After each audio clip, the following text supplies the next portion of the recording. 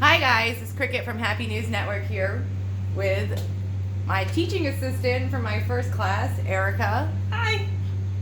Erica has found a way to work through her trauma through art, and she's actually made her own personal breakthroughs. So I'm interviewing her today and seeing the process. Tried the artwork Trypophobia. So it's hashtag Trypophobia. And I clicked on it, made the mistake of clicking on it, and what I saw was very, very scary to me. There were holes everywhere. People had created costume designs with holes on people's faces, like makeup stuff, lotus flowers, all the basic triggers. And I finally realized that there was a name for this fear that I had, and it's called trypophobia, and other people have it as well. It's not technically like listed on the list of phobias, but it's becoming more widely recognized, and a lot of people have it, and the degree to which it bothers people is different from person to person. Wow. They say that one of the best ways to overcome the fear of the trypophobic fear of the holes is through exposure therapy. Mm-hmm. And what that means is just exposing yourself little by little to the triggers, the hole patterns that bother you. Right. And that's what you're doing with your artwork. it definitely is. So my first piece, and I can send you a picture of my first piece that I did. It was actually a process-oriented piece, Mm-hmm. where it was open-ended. All we had to do for this undergrad project was to do a process-oriented artwork. And I figured with my trypophobia, an interesting process for me might be to work through that trypophobia by using a loop tool and gouging out holes into clay tiles. Wow. So this was my very first piece that I worked with for trypophobia, and each day I would make a new clay tile, and I would use the loop tool and gouge out holes of different sizes, clusters together, different heights on the Now, did you clay feel tile. the same reaction making those as you did experiencing? I did. And each day, probably for the first week or so, I had the total visceral reaction where I was nauseous the entire class. I was sweating, I felt like I was itchy, and I would leave the class and the image of the holes would be stuck inside my head for, I don't know, probably 5 hours or so. Right. Sometimes I would see them at night, like in my sleep. It was terrifying. And as the weeks went on, as I continued making the tiles and firing them in the kiln, things got just a little bit better.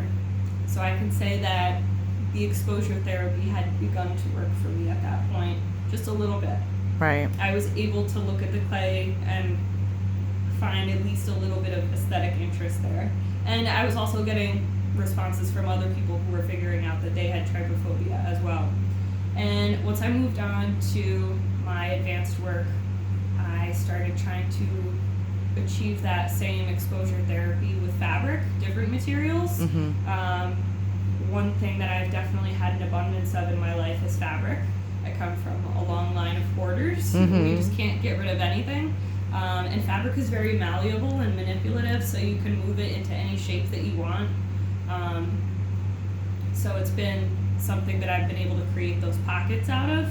And with the fabric, something else that I like to do is create the opposite of a hole. Mm-hmm. So rather than a concave form, I'll create a convex form and have it be the opposite. Yeah. And that play between convex and concave is something that I like to play with in my work. There's also the idea that the forms are made out of fabric, which is, like fabric like a blanket. It's Right, soft. It's cushy, it's comfortable, and it's kind of taking that fear that I have and making me more comfortable with it, maybe other people more comfortable with it as well. I feel like if someone were to look at my sculptures, they would not ever know that they're coming out of a fearful spot in my mind. Right. I think it's an amazing thing that what you have done, you've taken something that's terrified you, you've created something as a way to overcome it, and you're actually doing that, and you're doing it every day. So do you feel that every day you're getting a little bit better as far as your fear goes? Or do you think if you went say, to the ocean, you would have the same effects that you initially felt? I think that I've been able to look at the patterns of holes that used to trigger me in a very scary way. I think that after all of this artwork that I've made surrounding that idea, I've been able to look at those holes in a more aesthetic way, and just not be so terrified by them. Now, I feel like when I go out and see those holes in nature now, it's kind of like nature's art. You know what I mean? And it's similar to what I do in my sculptures, and I can almost appreciate those patterns in a way. That's a huge discovery, considering where you started from, quite fearful. After working through it with art, you've actually used your art as your therapy, and now you're not as terrified. I mean, I think that's an amazing breakthrough. I think other people who have the same affliction might find,